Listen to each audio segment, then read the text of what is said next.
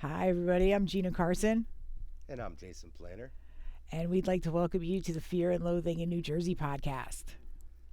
We got an eclectic potluck served from the Garden State, cooking up everything from current and social issues to Miley's latest antics, served with a dash of simulation theory, music, and art.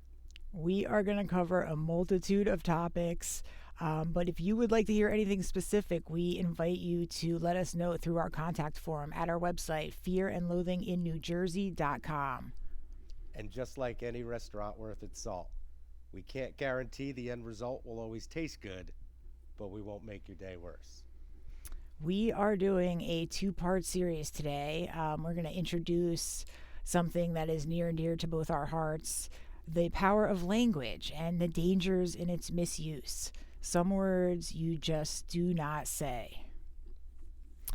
Between the fast paced world we live in, technology, social media, speech and writing have become sloppy. I mean, come on, we speak in emojis and slang, and it's really not that different than what our ancestors were doing, painting symbols on the walls of their caves. We've come all the way back around, and language has devolved. It's Words terrible. such as yep, LOL, FML. I mean, it's kind of like the Smurf of the modern language. And I should know.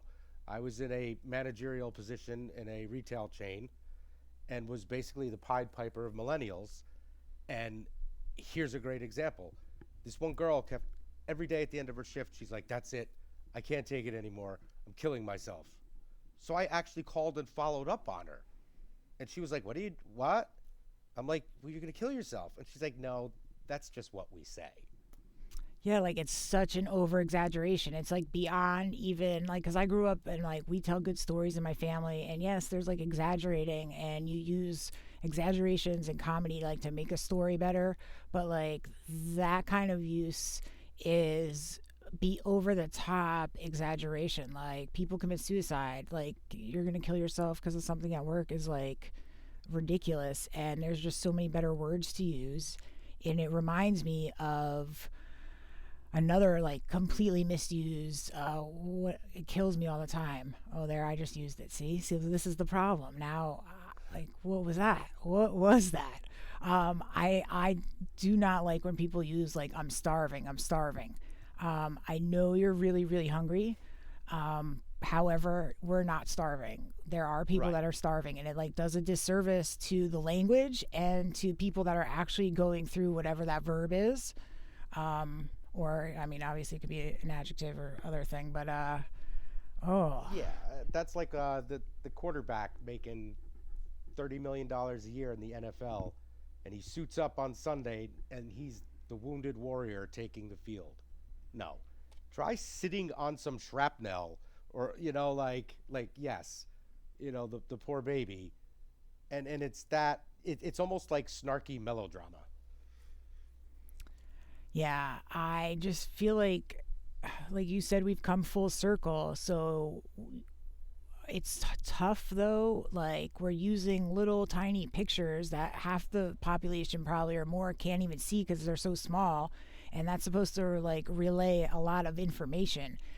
When we actually have words we could use that would do that in one shot. But I think it's like some kind of shorthand, and it just doesn't work all the time. It's fine some of the times, but like a lot of the time, there's just better ways to communicate.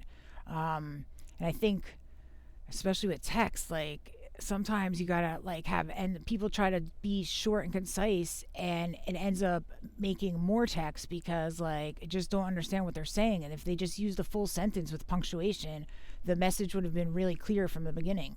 And I just don't understand. Yeah, we have like hundreds of years of the evolution of language has been reduced to the devil, the poop, and the little smiley blowing a kiss.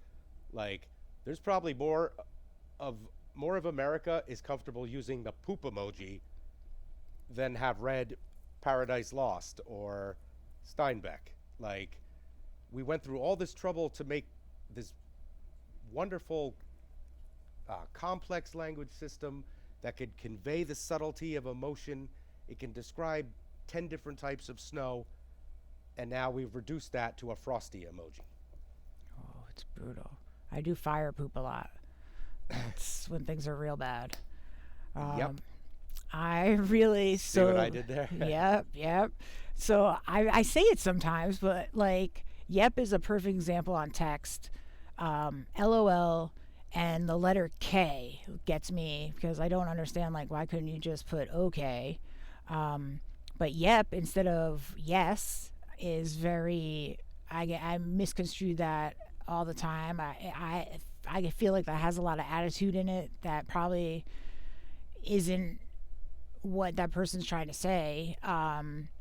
But every time I see it, I get like salty because I think like there's attitude behind it. Instead of just saying yes with a smile, it's like yep with a little slap in the face, and it just annoys the s out of me.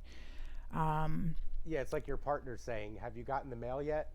And you're like, "You've heard it three." Yep, yep. Like it comes like it's almost like a text version of nagging, or like like pestering, or it's it like is. you can't be bothered to like, "Yep, I'll get there."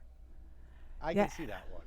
yeah. I mean, we're gonna talk to my friend at some point. We'll bring her on, and there was a big. I actually asked her one time what I gave her my little spiel that I just gave right now, and she was like, had a whole different side to it. So we're going to talk to her, and that'll be interesting to hear the Yepper side of the situation because it wasn't what I expected.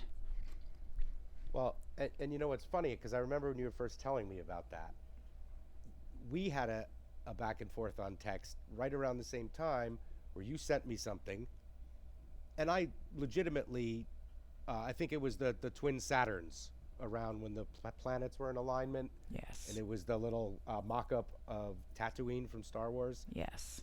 I legitimately thought it was sarcastically funny, like it's, we're turning the Earth into a desert world, and I gave a very innocent LOL, and you came right back and you're like, "What was funny?"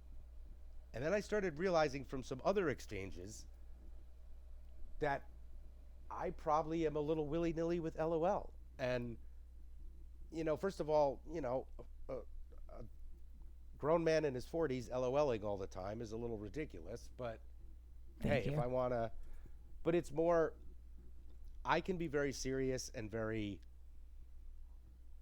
not robotic, but very literary because I'm so good with language. I will say the exact thing that I mean. And a lot of times that comes off as condescending or that I'm preaching or teaching down to people. So I would LOL to lighten my words up. But all I was doing was either making my words less effective or making you think that I wasn't you took the time to send this to me and I'm just giving you a flippant LOL. And then I even thought, I thought you did. I was worried because people thought that was a real photo. And I thought, like, the last thing you would think is that that was funny based on, like, whatever else was written on this stupid meme. Um, and I was like, wait, I don't understand. And I think the LOL can just, I think unless you actually laugh out loud, don't write it. Unless it made you laugh out loud, don't write it. Like some people end every single text with LOL, and it's mind boggling. Yeah, and we just demonstrated the painting on the cave theory because think about what a complex situation like there was three different things going on. There was the use of the LOL, there was your reaction to it, and then me thinking something completely different. Oh, it's taking a shot at the environment. How can you possibly convey that with a couple slang words and a picture? The second we talked about it, we're like, "Oh, wow. That we were both completely off." Right, right. That's the whole thing with all of this is that usually at least one of the persons, if not both, are thinking something different about the other one, and it's just all bad, poor communication. Poor communication. And it doesn't have to be that way because we have the words to use. Yeah, I mean, imagine world leaders going, "Hey, I noticed you were polishing your nukes, LOL." Like, Like you know, if it's important, you you shouldn't try to convey it with a poop emoji. That is correct. And I think this is a nice tease lead in for the second episode. Like tonight's was a little light. We talked about the more comedic side of it, but there's a very dangerous side of it. Um, and we all know what's going on in the world around us today. There's racial implications, there's social implications, everything from flippant use of a three-letter word that means merry, or referring to someone as a dog in heat, or a bundle of sticks. You know, there's a lot of words that we throw around that we don't think are harmful, but as we're going to show you next time, can be very harmful. Sometimes even when the people who are the victim of those words are the ones using it. So, you know, tonight this was the appetizer, but we're going to get into it a little more next time. Yeah, it'll be a little more hefty, but equally interesting, we hope. So tune in for part 2 of the power of language and the dangers in its misuse. Some words we should just not say. We want to thank you for listening. I'm Gina Carson. And I'm Jason Planer, and we'd like to thank you for tuning into this week's episode of Fear and Loathing in New Jersey. We hope you join us next time. And if you have any ideas or suggestions for us, hit us up on our contact form at our website, fearandloathinginnewjersey.com.